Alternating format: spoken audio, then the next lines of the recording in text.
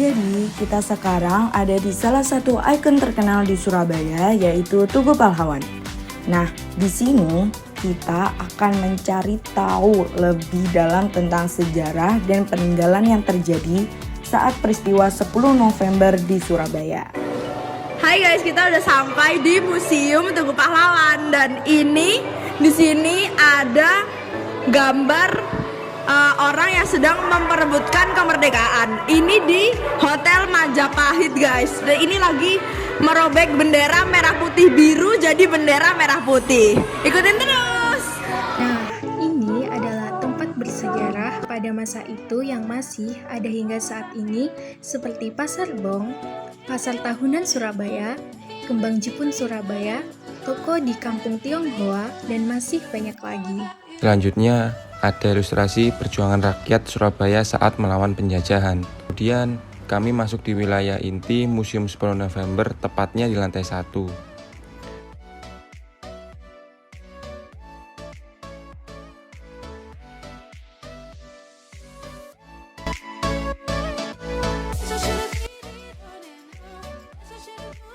Di sini, kami juga bertemu dengan anak-anak SD loh. Mereka melakukan observasi dan belajar terkait sejarah perjuangan di Surabaya yang bisa menumbuhkan semangat cinta tanah air. Setelah itu, kami mulai melakukan observasi. Di sini ada penjelasan keadaan masa proklamasi di Surabaya. Informasi terkait kondisi dan proses proklamasi telah dijabarkan dengan lengkap loh, sehingga dari paparan itu, kita bisa memahami bagaimana sejarah proklamasi pada saat itu. Tidak hanya itu, ada mesin tik dan beberapa alat bersejarah saat proklamasi juga tersedia di dalam museum ini.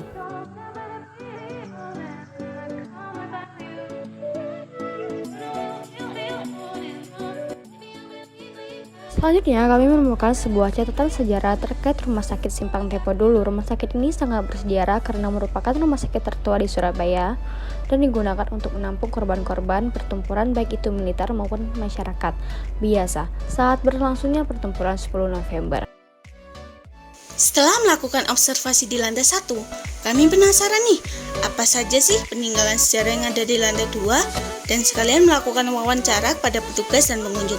Ikutin keseruannya ya. Izin minta wawancara.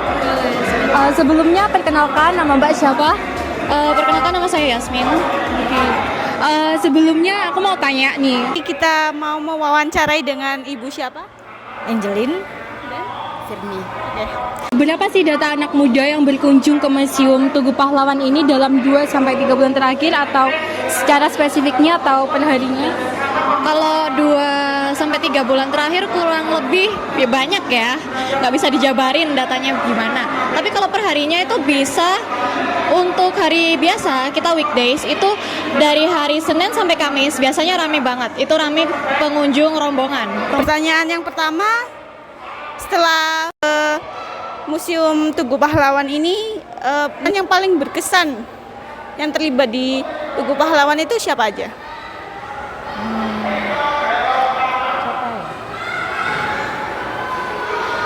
Ya semuanya ya menurutku pahlawan lah.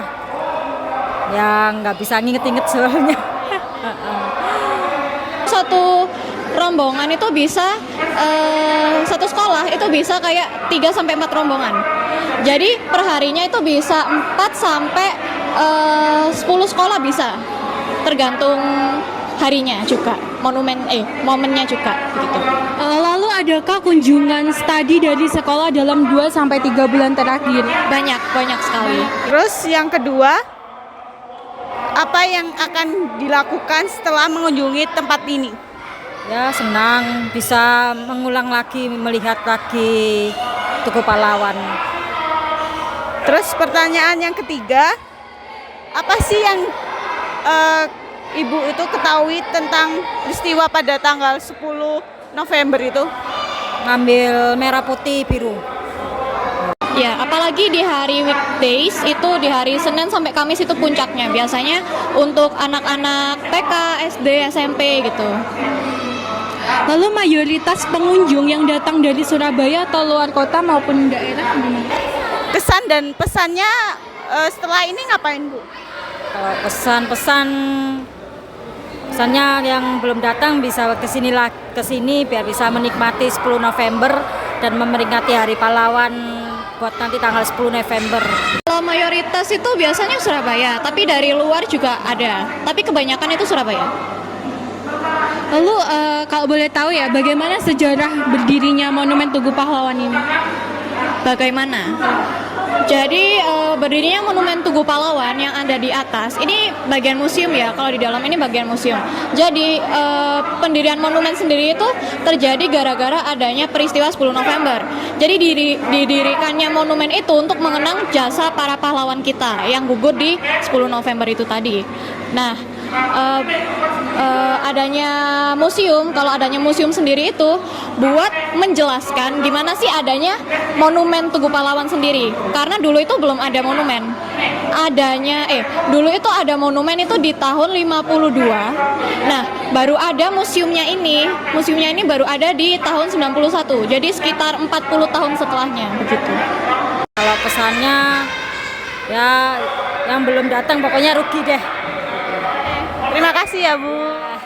Ini pertanyaan yang terakhir ya Mbak, mengapa sih monumen ini tuh dianggap sebagai simbol perjuangan?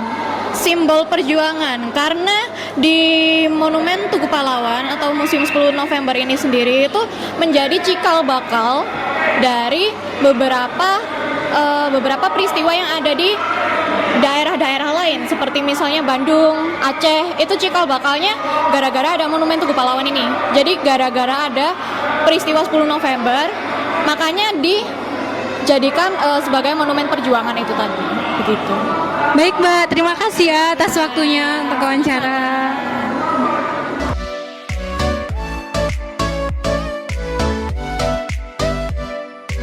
Nah, dari wawancara sebelumnya kita memahami kalau ternyata kecintaan masyarakat maupun generasi muda terhadap adanya peninggalan sejarah Tugu Pahlawan dan Museum 10 November ini tergolong cukup baik. Terutama untuk Museum 10 November nih, sering banget dilakukan tempat study tour untuk anak-anak sekolah dengan tujuan untuk meningkatkan pemahaman mereka terkait sejarah perjuangan pertempuran 10 November tersebut.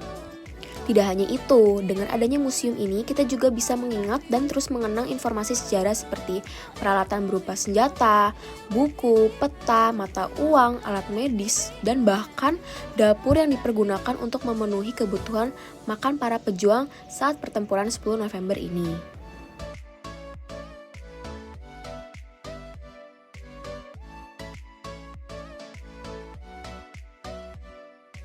Ditambah lagi, kami juga menemukan beberapa topi peninggalan angkatan militer maupun pimpinan catatan bersejarah di museum ini.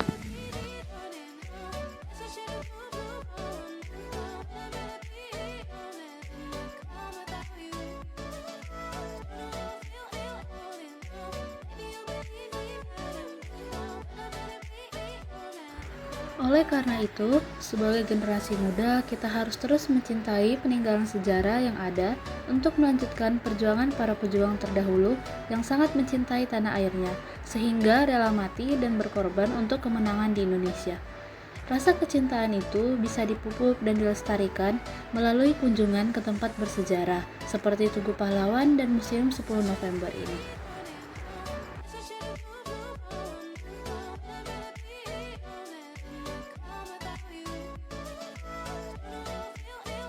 Sekian dari kelompok kami. Thank you, bye.